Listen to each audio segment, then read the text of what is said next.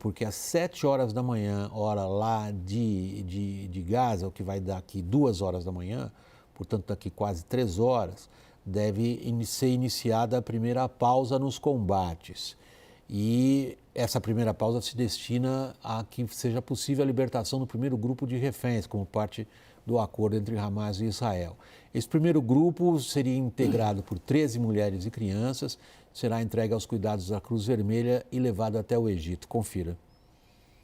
As forças de segurança anunciaram nesta quinta-feira que receberam uma lista preliminar com os nomes das crianças e mulheres que serão libertadas e disseram que as famílias já foram notificadas. O porta-voz fez questão de ressaltar que estes serão dias complicados e que nada é conclusivo até que realmente aconteça. A trégua começa nesta sexta-feira, às 7 da manhã no horário local, 2 da manhã no horário de Brasília. O primeiro grupo, com 13 pessoas, será liberado às 4 da tarde de Gaza, 11 da manhã em Brasília. Israel libertará 39 prisioneiros palestinos, 3 para cada refém solto. Ao longo dos 4 dias previstos de trégua, o Hamas promete entregar aproximadamente 50 reféns em troca de 150 presos. A poucas horas do cessar-fogo, as operações militares continuam. Uma unidade das Forças Especiais diz ter atacado alvos terroristas na cidade de Gaza. Na periferia de Jabalia, onde fica o maior campo de refugiados de Gaza, 4 entradas de túneis foram descobertas. A rede subterrânea, segundo Israel, levava até a casa de um alto combatente do Hamas. Em outra casa, que também seria de um integrante do Hamas, foi encontrado armamento dentro de camas infantis. Nesta quinta-feira, Israel ainda deteve o diretor do hospital de Al-Shifa para um interrogatório, segundo o Ministério da Defesa. A ação veio depois que o Exército descobriu mais uma rede de aproximadamente 300 metros de túneis debaixo do hospital. A estrutura contava com vários cômodos com ar-condicionado, banheiros e uma pequena cozinha. Os túneis eram abastecidos pela rede de energia que vinha do complexo hospitalar e contavam com portas como esta à prova de explosões. Above us is a hospital. Above us, patient, wounded, doctors, all being a human shield for this tunnel system here at Shifa Hospital. Então, isso é parte do esforço israelense em provar a sua afirmação que tinha que atacar os hospitais porque ali teriam centros de comando e controle do Hamas. A gente pega esse assunto um pouquinho adiante. Eu queria me concentrar na questão delicada da troca de reféns, Lorival. Parece claro, pelos relatos, não só dos israelenses, mas da inteligência americana também, que há uma certa dispersão de grupos combatendo em Gaza. Grupos que parece que têm uma certa convergência entre si em algumas ações militares contra as forças israelenses. Mas são grupos que politicamente às vezes competem ferozmente um com o outro, que têm os reféns como um trunfo, como um asset nas próprias mãos e que o Hamas controla ou não controla num caso desses? Eu tive uma experiência com isso em 2011, que tinha sido sequestrado um documentarista italiano contra a vontade do Hamas. Ele foi sequestrado por uma célula ligada à Jihad Islâmica. E ele estava ali fazendo ele morava em Gaza e o cinegrafista dele era o meu cinegrafista também. Por isso eu fiquei muito por dentro da história. E aí o Hamas ficou furioso com esse sequestro e o cara acabou sendo morto no cativeiro e esses caras só não foram presos, só não foram executados porque a família do documentarista italiano pediu para indultá-lo, para não executá-los, né? Então, assim, de fato, há esses vários grupos, e alguns são criminosos comuns que vendem os reféns, existe isso também.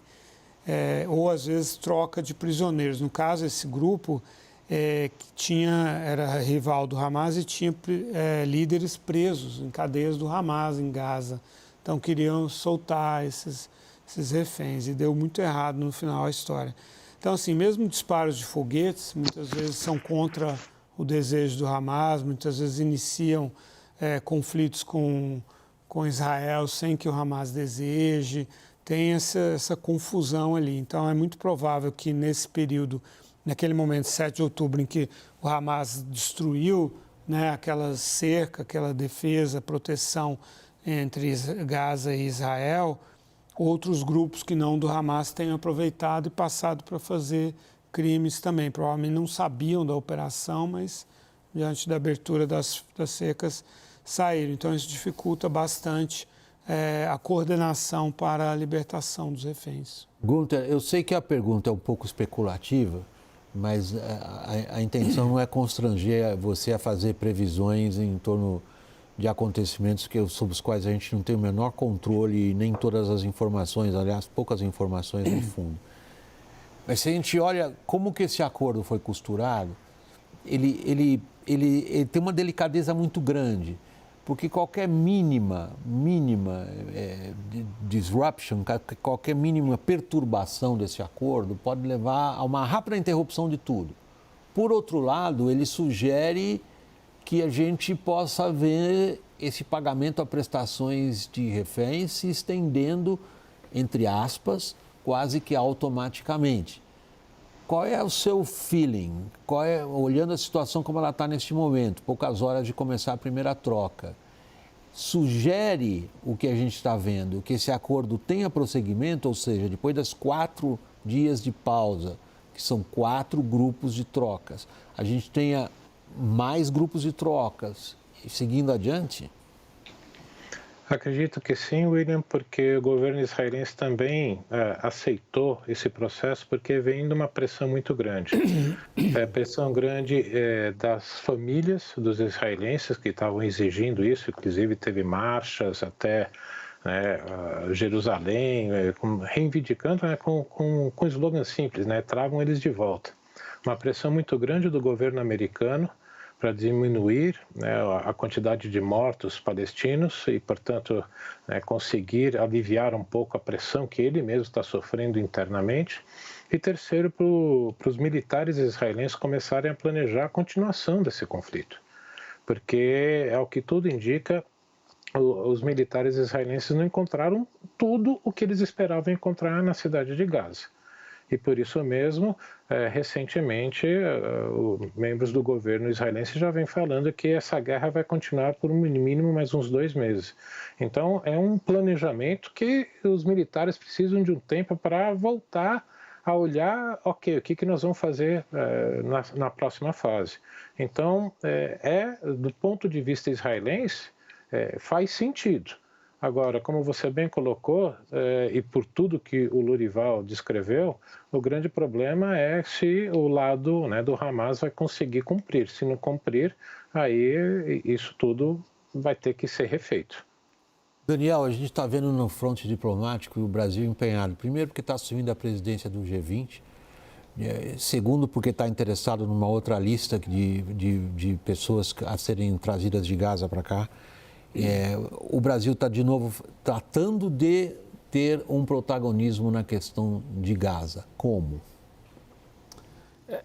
Nesse ponto da intermediação de reféns ou de uma tentativa de um acordo de paz, um cessar-fogo, tirando toda a intermediação no âmbito da ONU e do Conselho de Segurança, onde, aliás, o mandato do Brasil acaba em 31 de dezembro, eu não sinto a mesma pretensão do Itamaraty de agir como um protagonista, como a pretensão, não cabe dizer se megalomaníaca ou não, de entrar no conflito Rússia-Ucrânia. Vejo o Itamaraty destacando o papel de alguns vizinhos ali que têm sido muito importantes, notadamente o Catar.